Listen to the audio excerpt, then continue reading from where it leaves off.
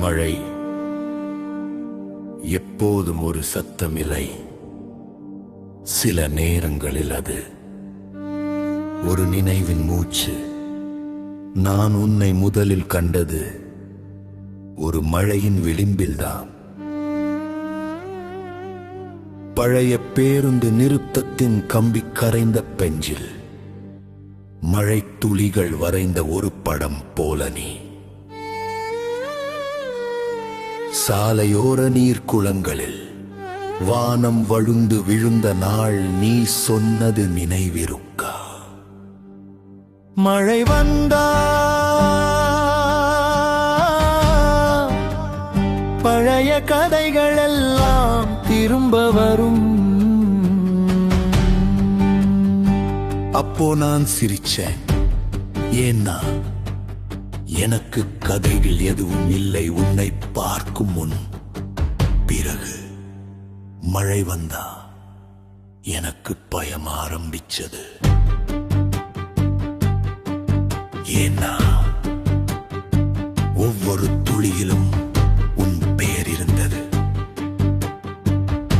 இப்போ கிராம சாலைகள் அதே மாதிரிதான். பேருந்து நிறுத்தத்தின் சுவர்கள் மங்கி கிடக்குது. ஆனா மனிதர்கள் காற்று தழுவும் மரங்களைப் போல உறவுகள் உடைந்து விழுகிறது. பேச்சுகள் குறைந்து விட்டது. உண்மைகள் விற்கப்பட்டு விட்டது. மழை கூட இப்போ மண்ணோட பேச மாட்டேங்குது. காங்கிரீட்டோட தான் பேசுது.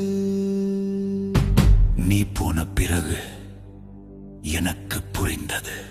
காதல் என்பது ஒரு மனிதன் இல்லை, ஒரு காலநிலை. அது வரும்.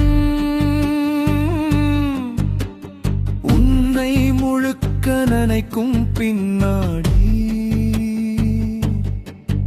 ஒரு அடையாளம் கூட விடாமல் போகும். இப்போ நான் ஒவ்வொரு மழையையும் கேட்கிறேன். அது உன் குரலா அல்லது என் உள்ளுக்குள்ள வெறுமையின் மழையா?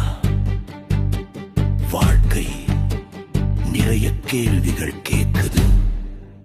பதிலில்லாம நாம யார்? என்ன தேடுறோம்? கடைசியில் என்ன ஆகிறோம்?